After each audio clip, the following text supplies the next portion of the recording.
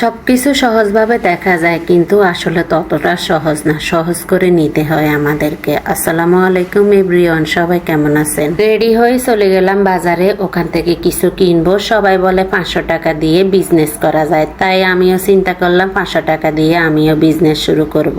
Mobile খুললে দেখি সবাই কি সুন্দর সুন্দর চুড়ি বানায়, দেখে তো আমারও ইচ্ছে হয়েছে আমি একটু চুড়ি বানাবো। তাই আমি আর কোনো দিকে না তাকিয়ে চলে গেলাম চুড়ি যত আইটেম লাগে সবকিছু কেনার জন্য। যাই হোক, সবকিছু দেখতেছি আর দোকানদারের সাথে দাম করতেছি, কোনটার কত দাম। যেহেতু নিজে নতুন, এই বিষয়ে কোনো কিছু জানি না, আগে যাচাই বাছাই করতেছি। চুড়িগুলো হাতে লাগিয়ে নিতেছি। আমার হাতে বড় চুড়ি ছাড়া ঢুকে না। অনেকের হাতে ছোট ছোট চুড়ি ঢুকে, কিন্তু আমার হাতে বড় চুড়ি লাগে সব সময়। আমি চুড়ি কিনতে গেলে আমার এই চাপটা নিতে হয়। যাই হোক, চুড়ি পছন্দ করে হাতের মাপ দিয়ে এখন চুড়ির সাথে যা যা জিনিসপত্র লাগে দোকানদারকে বলছি সবকিছু আমাকে 500 টাকার মধ্যে মিলিয়ে দিত। দোকানদার ভাই আমাদেরকে সবকিছু দিতে দিতে এখন 500 টাকার বেশি হয়ে গেছে। উনি আমাকে বলছে যে রেশমি সুতা নেওয়ার জন্য, কিন্তু আমি তো প্রথম, আমি রেশমি সুতা কন্ট্রোল করতে পারবো না, সেই জন্য আমি উইলের সুতাগুলাই আনছি প্রথমে।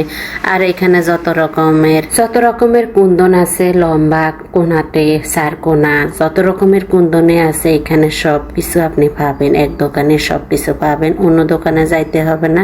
এখানে আপনি যত রকমের জিনিস আছে, কানের দুল বানানো বলেন, হাতের ব্রেসলেট বানানো বলেন, সব ধরনের প্রোডাক্ট এখানে আছে, অন্য দোকানে যাইতেই হবে না। একটা গামও দিছে উনি আমাদেরকে, বড় দেখে একটা বক্সও দিছে।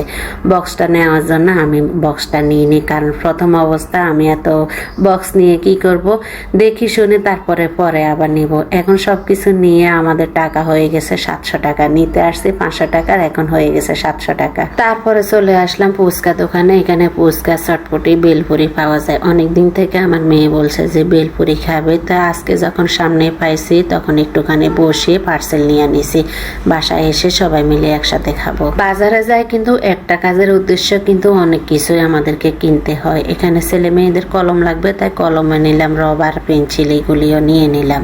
আসার সময় দেখি দোকানদারে কটবেল নিয়ে বসে আছে। ভাবলাম যে আপনারা কি এগুলি বানিয়ে দেন, বানিয়ে দিলে একটা নিয়ে খাবো। তো ওনারা বানায় না, ওইখান থেকে পেয়ারা নিয়ে চলে আসলাম। তার সাথে ছিল একটা ফাস্ট ফুডের দোকান, ওখান থেকে টুকটাক বাসার জন্য কিছু কিনে তারপরে আমরা বাসায় চলে আসলাম। আসে সবাই একসাথে বেলপুরিটা খাইলাম, অনেক মজা লাগছে। ও হ্যাঁ, একটা কথা তো বলাই হয়নি আপনাদেরকে, আমি যদি আস্তে আস্তে চুড়ি বানাই তো আপনাদের সাথে অবশ্যই শেয়ার করব। আপনাদের যদি ভালো লাগে অবশ্যই আমাকে ইনবক্সে জানাবেন কে নিতে চান। তা আজ এই পর্যন্ত, আল্লাহ হাফেজ।